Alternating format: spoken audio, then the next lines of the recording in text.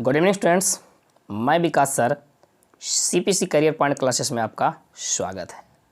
चलिए स्टूडेंट्स, आज मैं आपको लेके लाया हूँ साइंस का एक नया टॉपिक।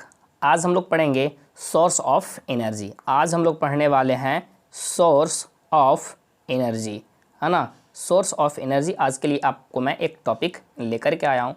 चलिए हम लोग देखते हैं। सबसे पहले हम लोग आज देखते हैं आज की अनोखी बातें, है ना। आज की अनोखी बातें क्या कहती है।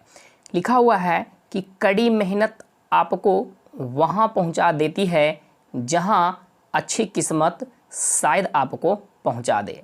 देखिए गाइस, यदि आप कड़ी मेहनत करते हैं ना, यदि आप कड़ी मेहनत करते हैं तो आप अपने मुकाम पे पहुँच जाते हैं। और आपकी अगर किस्मत अच्छी होती है, आपकी अगर किस्मत अच्छी होती है तब पर भी आप अपनी मुकाम पे पहुंच जाते हैं। तो किस्मत आपका अच्छा हो या ना हो, आप कड़ी मेहनत ज़रूर कीजिए। आप अपनी मुकाम पे पहुंच जाइएगा, अपनी मंजिल पे पहुंच जाइएगा, अपने लक्ष्य को हासिल कर लीजिएगा। चलिए गाइस, हम लोग देर न करते हुए हम लोग आगे की ओर बढ़ते हैं और टॉपिक पे ध्यान देते हैं, है ना। आज हम लोग का जो टॉपिक पढ़ना है, हमें क्या पढ़ना है? ऊर्जा का स्रोत, यानी ऊर्जा के स्रोत, है ना। सोर्स ऑफ एनर्जी, यहाँ पे गलत थोड़ा लिखा गया है, एनर्जी ऑफ सोर्स हो गया है ना। चलिए गाइस, सबसे पहले हम लोग स्टडी करते हैं कि एनर्जी होता क्या है, ऊर्जा कहते हैं किसे हैं, एनर्जी कहते हैं किसे। तो आप याद रखिएगा, क्वेश्चंस भी पूछता है ना। किसी वस्तु द्वारा कार्य करने की क्षमता को ऊर्जा कहा जाता है। जैसे कोई भी वस्तु हो, व्यक्ति हो, अगर वो कार्य करता है तो उसकी जितना क्षमता होती है उसे ऊर्जा कहते हैं। जैसे आप पिक में देख रहे हैं कि एक फार्मर, एक किसान है ना। यहाँ पे ऑक्स लगा हुआ है दो, ये क्या कर रहा है? इसके जो कार्य करने की जितना क्षमता है वही क्या कहलाएगी? उसकी ऊर्जा कहलाएगी। एक मैसोन मिस्त्री भी यहाँ पे क्या कर रहा है? काम कर रहा है बाबू, है ना। तो इसकी जो कार्य करने की क्षमता जितनी होगी वही क्या कहलाएगी बाबू? ऊर्जा कहलाएगी। और ऊर्जा को, एनर्जी को क्या चीज़ से सूचित किया जाता है? ई से सूचित किया जाता है। इसका एसआई मात्रक क्या होता है? जूल होता है, जिसे कैपिटल जे से सूचित किया जाता है। और इसका सीजीएस मात्रक क्या होता है? अर्ग होता है। क्या होता है? सीजीएस मात्रक अर्ग होता है। आप ये भी याद रखिएगा कि 1 जूल बराबर 10⁻7 यर्ग और 1 यर्ग बराबर 10⁻−7 जूल होता है। इसके अन्य मात्रक कैलोरी होते हैं, किलोवाट घंटा होते हैं, इलेक्ट्रो वोल्ट होते हैं। आप ये भी याद रखिएगा कि 1 कैलोरी बराबर 4.2 जूल, 1 किलो वाट आवर, उसी को हम लोग एक यूनिट भी बोलते हैं, 3.6 इंटू 10⁻6 जूल। और 1 इलेक्ट्रोवोल्ट बराबर 1.6 इंटू 10⁻−19 जूल होता है। चलिए स्टूडेंट्स, हम लोग आगे की ओर बढ़ते हैं और ध्यान देते हैं नेक्स्ट पॉइंट। नेक्स्ट पॉइंट हम लोग को क्या पढ़ना है? नेक्स्ट पॉइंट हम लोग को पढ़ना है ऊर्जा के संरक्षण के नियम। ऊर्जा के संरक्षण का नियम क्या कहता है ना। ऊर्जा को ना तो उत्पन्न किया जा सकता है और ना ही नष्ट किया जा सकता है। सिर्फ उसे हम लोग क्या कर सकते हैं? एक रूप से दूसरे रूप में रूपांतरित कर सकते हैं। जैसे अब ये आपका ये कैंडल जल रहा है ना, ये कैंडल जल रहा है, तो इस कैंडल में आपका कौन से ऊर्जा रहता है बाबू? तो रासायनिक ऊर्जा रहता है। लेकिन जब ये जलता है तो ये रासायनिक ऊर्जा क्या चीज़ में रूपांतरित हो जाता है?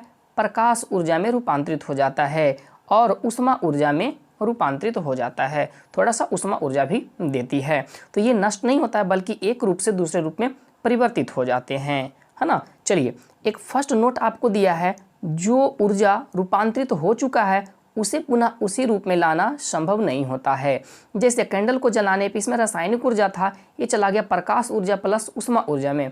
लेकिन प्रकाश ऊर्जा को और उष्मा ऊर्जा को क्या पुनः हम उसी रासायनिक ऊर्जा में परिवर्तन कर सकते हैं? नहीं कर सकते हैं, ये संभव नहीं है।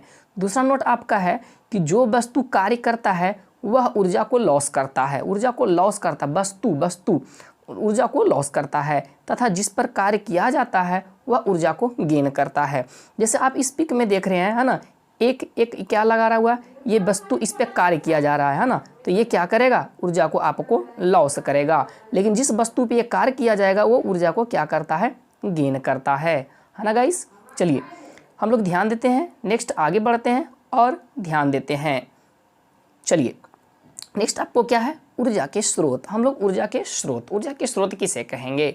तो हमारे दैनिक जीवन में, हर एक क्षेत्र में, हमारे दैनिक जीवन में जो हम कार्य करते हैं उसके किसी भी क्षेत्र में, है ना, होने वाले विभिन्न प्रकार के क्रियाकलाप, हम रोज बहुत सारे कार्य करते हैं, है ना।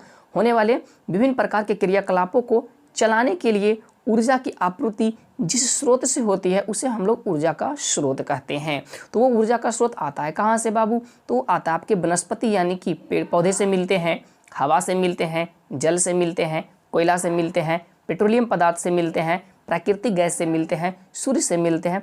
विभिन्न प्रकार के ऊर्जा स्रोत होते हैं। जैसे हमें ये आपका ऊर्जा का स्रोत हो गया, हवा भी ऊर्जा का स्रोत हो गया, पानी भी ऊर्जा का स्रोत हो गया, आपका कोयला भी ऊर्जा का स्रोत हो गया, पेट्रोल, डीजल, है ना, एलपीजी, प्राकृतिक गैस, है ना। अगर ये सब नहीं होता तो क्या हमारे दैनिक जीवन में पर डे जो हम लोग कार्य करते हैं क्या वो संपन्न हो पाती? नहीं हो पाती। तो हमें जो भी कार्य करने के लिए जो ऊर्जा आता है इन सभी चीज़ों से ही आती है। चलिए स्टूडेंट्स, हम लोग आगे की ओर बढ़ते हैं और ध्यान देते हैं। आप ध्यान दीजिएगा। चलिए यहाँ पे क्या लिख रहा है? सभी ऊर्जा के स्रोत के बावजूद, जितना भी आप ऊर्जा के स्रोत देखे थे उनके बावजूद सूर्य को ही एकमात्र अल्टीमेटम, है ना, ऊर्जा का स्रोत माना जाता है, क्योंकि सौर ऊर्जा की मदद से ही विभिन्न ऊर्जाओं की प्राप्ति होती है। यानी कि सभी ऊर्जाओं का जितना भी ऊर्जा का सोर्स है उसका सबसे मेन स्रोत क्या है? सूर्य। अगर सूर्य नहीं होगा तो पानी भी नहीं हो पाएगी, है ना। सूर्य नहीं होगा तो जंगल भी नहीं होगा, सूर्य नहीं होगा तो फिर जंगल नहीं होगा तो कोयला नहीं बनेगा, मनुष्य नहीं होंगे तो पेट्रोलियम पदार्थ नहीं बनेंगे, यानी कि कोई भी चीज़ संभव नहीं है। तो मेन सोर्स क्या है आपका? सन होता है। मेन सोर्स क्या होता है? सन होता है। नेचुरली रूप से प्राकृतिक में जो पृथ्वी पर का जो स्रोत है वो क्या है? अल्टीमेटम, मतलब मेन क्या है? तो आपका सूर्य ही है। हमारे दैनिक जीवन में होने वाले क्रियाकलाप जैसे खाना बनाने में भी हम लोग ऊर्जा का प्रयोग करते हैं। किसी चीज़ को गर्म करना हो तो ऊर्जा की आवश्यकता होती है, प्रकाश की प्राप्ति करना हो तो ऊर्जा की आवश्यकता होती है। बस, ट्रक, ट्रेन, हवाई जहाज़, कंप्यूटर, किसी भी चीज़ पर हमें कार्य करना होता है तो हमें ऊर्जा की आवश्यकता होती है। जैसे आपको खाना बनाना हो तो आपको एनर्जी की आवश्यकता होती है। हम लोग ओवन ऑन करते हैं गैस सिलेंडर पे, या लकड़ी जलाते हैं, कोयला जलाते हैं। अगर लाइट जलाना हो तब पर भी हमें इलेक्ट्रिक करंट की आवश्यकता होती है, वह भी एक ऊर्जा है। अगर ट्रेन चलाना हो तब पर भी ऊर्जा की आवश्यकता होती है, चाहे वह कोयला से चले या डीजल से चले या फिर इलेक्ट्रिक करंट से चले। या फिर बाबू आपका एरोप्लेन भी अगर चलाना होता है तो ऊर्जा की आवश्यकता होती है। कंप्यूटर, मोबाइल, जितने भी कार्य हम लोग करते हैं उसमें भी ऊर्जा की आवश्यकता होती है। अगर लाइट नहीं होगी, है ना, यानी कि इलेक्ट्रिक एनर्जी नहीं होगी तो वो कंप्यूटर कोई काम का नहीं होता है। इसलिए इन सभी कार्य को करने के लिए हमें क्या पड़ती है बाबू? ऊर्जा की आवश्यकता होती है। चलिए स्टूडेंट्स, हम लोग आगे की ओर बढ़ते हैं और ध्यान देते हैं। चलिए गाइस, ध्यान दीजिएगा आप कि ऊर्जा के उत्तम स्रोत होने की क्या विशेषता है। हम लोग किसी ऊर्जा का उत्तम व अच्छा है कैसे हम लोग पहचान करेंगे, किसको हम अच्छा कहेंगे? चलिए गाइस ध्यान दीजिएगा। सबसे पहले क्या होनी चाहिए?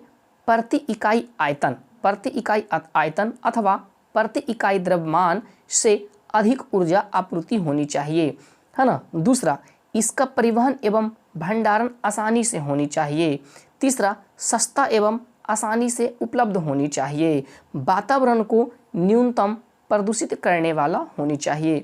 जैसे आप ये देख रहे हैं, आपका एलपीजी आपको दिख रहा है, ये गैस है ना, जो हम लोग घर में यूज करते हैं, ये नेचुरल गैस। एक आप कोयला देख रहे हैं, तो आप दोनों में तुलना कीजिए कि कौन वाला बेटर है ना। आपका ये वाला बेटर है या ये वाला बेटर है ना। क्या है? इसे भंडारण करने में भी दिक्कतें होती है ना, इसे भंडारण करने में भी दिक्कतें होती है, इसके परिवहन में भी दिक्कतें होती हैं, इसके परिवहन में भी दिक्कतें नहीं होती हैं। ये आसानी से हम लोग इसे ला सकते हैं, ले जा सकते हैं। दूसरी बात, सबसे मेन बात है कि इसका प्रदूषण नहीं के बराबर होता है, और इसमें क्या होता है? प्रदूषण बहुत होता है। तो इन सभी, उसके बाद अगर मैं एक इतना सा कोयला जला दूं और थोड़ा सा हम गैस सिलेंडर जला करके खाना बनाता हूं तो क्या होता है? बराबर काम होता है। तो इसमें हम लोग क्या करना पड़ता है? ज़्यादा कोयला का यूज़ करना पड़ता है। इसलिए ये क्या हो गया? अच्छा ईंधन हो जाएगा, अच्छा स्रोत हो जाएगा, और ये अच्छा नहीं होगा इसकी तुलना में, है ना गाइज। चलिए स्टूडेंट्स, हम आगे की ओर बढ़ते हैं और ध्यान देते हैं नेक्स्ट हमें क्या है? आप ध्यान दीजिएगा, है ना। ईंधन हम लोग किसे कहते हैं समझने की कोशिश कीजिएगा। तो वैसा पदार्थ जो ऑक्सीजन की उपस्थिति में जलकर काफ़ी ऊष्मा और कुछ प्रकाश भी उत्पन्न करता है, ईंधन कहलाता है। जैसे लकड़ी, कोयला, चारकोल, कोक, पेट्रोलियम, मिट्टी तेल, एलपीजी, ईटीसी, ये सब क्या कहलाते हैं? आपके ईंधन कहलाते हैं। हम लोग लकड़ी को भी जलाते हैं तो ऊष्मा प्रदान करती है और हल्का फुल्का प्रकाश भी कोयला को जलाते हैं तो ऊष्मा प्रदान करती है और हल्का फुल्का प्रकाश भी, तो ये भी आपका ईंधन हो गया, है ना। ये आपका चारकोल है बाबू, है ना, चारकोल, है ना। लकड़ी को जलाने के बाद जो अवशेष बचता है पूरा नहीं जलने के बाद, उसे हम लोग क्या कहते हैं, चारकोल। ये आपका कोक है। कोयला को जलाने के बाद पूरा नहीं जलने के बाद, है ना, जो बचता है उसे हम लोग क्या करते हैं, कोक कहते हैं। फिर इसे भी हम लोग क्या करते हैं, दोबारा प्रयोग करते हैं। चलिए गाइस ध्यान दीजिएगा, आपको ये एलपीजी है ना, तो ये भी आपका क्या है, जलने के बाद ऊर्जा देता है, तो ये भी आपका क्या होता है, ईंधन कहलाता है। पेट्रोलियम आप देख रहे हैं, पेट्रोल देख रहे हैं, डीजल देख रहे हैं, ये सभी आपके क्या है, ईंधन है। यानी कि जो जलता है, आसानी से जो जल जाता है और ऊष्मा और प्रकाश देता है, वो क्या कहलाती है, ईंधन कहलाती है। जो नहीं जलता है वो ईंधन नहीं होगा। चलिए स्टूडेंट्स, हम लोग ध्यान देते हैं, नेक्स्ट ध्यान देते हैं ईंधन की विशेषता, है ना। ईंधन की विशेषता, ईंधन किसे हम लोग कहेंगे, उत्तम ईंधन किसे कहेंगे, अच्छा ईंधन किसे कहेंगे। सबसे पहले तो सरलता एवं सुगमता से उपलब्ध होनी चाहिए। जैसे आप देख रहे हैं, ये आपका उपला है ना, उपला जिसे हम लोग गांव घर में क्या बोलते हैं बाबू, गोईठा बोलते हैं। ये क्या होता है, गांव में तो आसानी से मिल जाता है लेकिन शहर में नहीं मिल पाता है, लेकिन ये आसानी से मिल जाता है। इसका ऊष्मीय मान उच्च होनी चाहिए, इसका ऊष्मीय मान निम्न होता है, इसका ऊष्मीय मान उच्च होता है। भंडारण एवं परिवहन में सुविधा होती है ना। इसका भंडारण और परिवहन दोनों में असुविधा होती है, लेकिन इसके भंडारण और परिवहन में सुविधा होती है ना।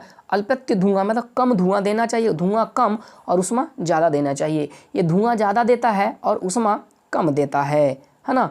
जलने के बाद हानिकारक अपशिष्ट पदार्थ मुक्त होनी चाहिए। जलने के बाद ये अत्यधिक मात्रा में हानिकारक देती है, लेकिन जलने के बाद ये बहुत कम मात्रा में नहीं के बराबर हानिकारक पदार्थ देती है, यानी प्रदूषित बहुत कम करती है। इसलिए आपका ये हो जाएगा एक अच्छा ईंधन, ये एक हो जाएगा इसके बनिस्पत में अच्छा ईंधन नहीं है। चलिए स्टूडेंट्स, हम लोग आगे की ओर बढ़ते हैं और ध्यान देते हैं नेक्स्ट हम लोग ध्यान देते हैं, आप लोग ध्यान दीजिएगा कि ऊर्जा स्रोत के प्रकार। हम लोग ऊर्जा के स्रोत होते हैं, विभिन्न प्रकार के ऊर्जा के स्रोत होते हैं। जैसे आपको पता होगा यांत्रिक ऊर्जा, है ना। यांत्रिक ऊर्जा दो प्रकार के होते हैं, एक होता है गतिज ऊर्जा, दूसरा होता है स्थितिज ऊर्जा। जो वस्तुएं गतिशील अवस्था में होती है उसमें गतिज ऊर्जा होती है, और जो वस्तुएं स्थिर होती है उसमें स्थितिज ऊर्जा होती है। जैसे आपको पता है कि अगर नदी में पानी बह रहा है तो उसमें गतिज ऊर्जा होगी, हवाएं बह रही है तो उसमें गतिज ऊर्जा होगी। लेकिन अगर नदी में पानी स्थिर है, तालाब में पानी स्थिर है, पोखर में पानी स्थिर है, तो उसमें स्थितिज ऊर्जा हो जाएगी। दूसरा है रासायनिक ऊर्जा, जैसे कैंडल वगैरह में होता है ना, बैटरी वगैरह में होता है रासायनिक ऊर्जा।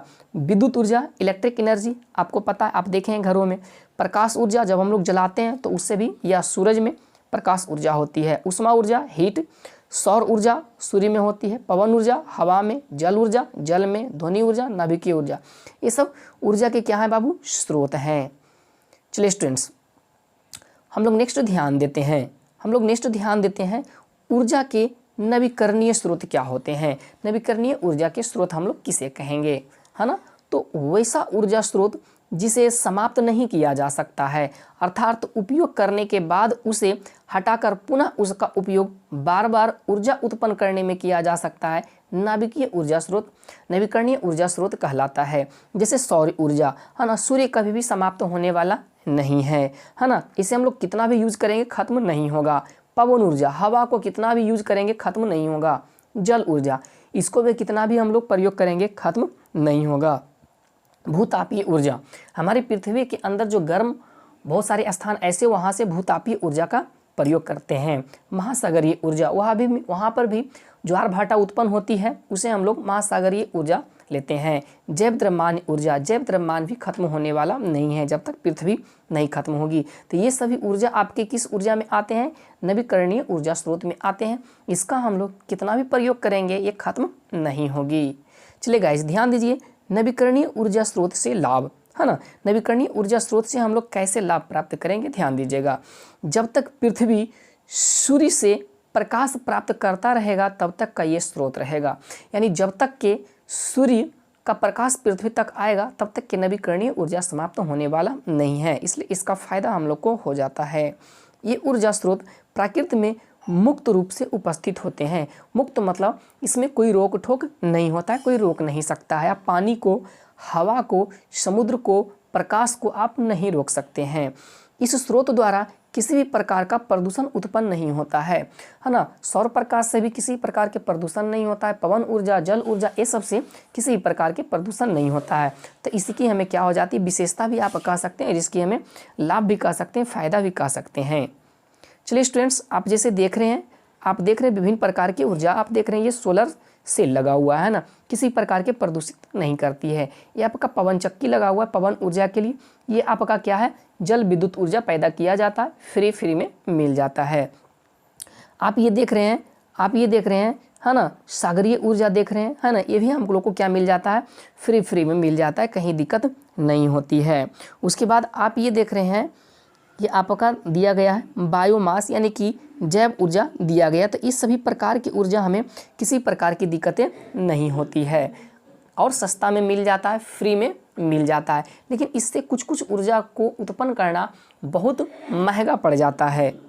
चलिए स्टूडेंट्स, हम लोग आगे की ओर बढ़ते हैं और ध्यान देते हैं अनवीकरणीय ऊर्जा, है ना। अनवीकरणीय ऊर्जा स्रोत किसे कहेंगे, तो वैसा ऊर्जा स्रोत जो समाप्य हो, अर्थात जिसे एक बार उपयोग करने के बाद पुनः उपयोग में नहीं लाया जा सकता है, अनवीकरणीय ऊर्जा स्रोत कहलाता है। जैसे कोयला को अगर एक बार हम लोग यूज कर लेंगे तो वो समाप्त हो जाएगा। इसका भंडारण नियमित है, निश्चित है ना। नियमित करने से वो क्या हो जाती है बाबू, समाप्त हो जाती है। जैसे तेल का उपयोग अगर हम लोग करेंगे, पूरा उपयोग करेंगे, तो इसका भी भंडारण क्या है, सीमित है, ये भी खत्म हो जाएगी। प्राकृतिक गैस, इसका भी भंडारण क्या है, सीमित है। पेट्रोलियम, डीजल हो, केरोसिन हो, आपका पेट्रोल हो, प्राकृतिक गैस हो, ये सभी आपका क्या है, तो समाप्त होने वाली है। उपला यानी कि गोईठा, ये सब समाप्त होने वाली है। लकड़ी, कोक, चारकोल, ये सब क्या है, समाप्त होने वाली है। इसलिए ये सब आपके आ जाएंगे अनवीकरणीय ऊर्जा स्रोत में आ जाएंगे। अनवीकरणीय ऊर्जा स्रोत से हानियाँ क्या होती है, इसका व्यापक उपयोग होने के कारण से इसका क्षय होता जा रहा है। क्षय का मतलब समाप्त होता जा रहा है ना। ये ऊर्जा वातावरण को अधिक प्रदूषित करते हैं। आप देखते हैं, कोयला को जलाइए, तेल को जलाइए, पेट्रोलियम को जलाइए, उपला, लकड़ी, जितना भी हम चीज़ जलाते हैं, ये सब क्या हो जाती है, हमें वातावरण को बहुत प्रदूषित करती है। हमारे स्वास्थ्य पे इसका क्या पड़ता है, बुरा प्रभाव भी पड़ता है। चलिए स्टूडेंट्स, हम लोग आगे की ओर बढ़ते हैं और थोड़ा सा फिगर से हम लोग देखने की, समझने की कोशिश करते हैं। जैसे आप ये देख रहे हैं, आपको ये दिख रहा है कोयला है ना, ये आपका केरोसिन तेल है, ये भी समाप्त हो जाएगा, है ना। ये आपका क्या है, पेट्रोलियम गैस है, एलपीजी आप कह सकते हैं। ये आपका क्या है, लकड़ी है। अगर हम अत्यधिक प्रयोग करेंगे तो ये क्या है, नुकसान। आज हम लोग जंगल की पूरा कटाई कर चुके हैं, है ना। ये उपला आपका है, ये भी समाप्त हो जाएगा। ये आपका चारकोल है, ये भी समाप्त। डीजल, पेट्रोल, है ना, ये सब भी आपको क्या है, समाप्त होने वाली है। हम लोग इसका अगर प्रयोग बहुत रफ्तार से करेंगे तो समाप्त हो जाएगी। चलिए हम लोग कुछ क्वेश्चन से देख लेते हैं, जितना हम लोग पढ़ेंगे उसी से हम लोग कुछ टेस्ट आज कर लेते हैं। चलिए गाइस, आपके सामने पहला क्वेश्चन है, आप लोग इसको जरूर बनाइएगा, है ना, मज़ा आएगा। कार्य करने की क्षमता को क्या कहा जाता है, ऊर्जा कहा जाता है, कार्य कहा जाता है, शक्ति कहा जाता है या बल कहा जाता है ना। कार्य करने की क्षमता को क्या कहा जाता है, तो कार्य करने की क्षमता को ऊर्जा कहा जाता है। इसका सही आंसर क्या हो जाएगा, ए हो जाएगा।